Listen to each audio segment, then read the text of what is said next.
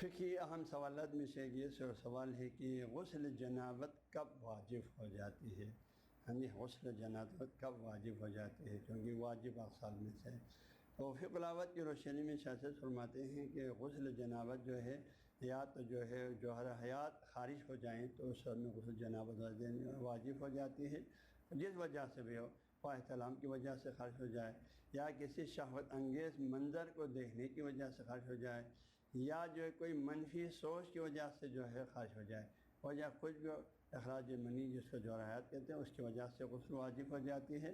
دوسری وجہ یہ ہے کہ مرد اور عورت میں جو ہے جنسی اور مخصوص رابطہ ہو جائے،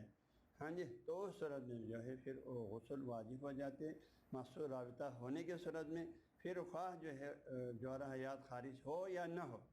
جو فقہی اصطلاح میں دخول بولتے ہیں، تو دخول کا عمل واقع ہونے کے بعد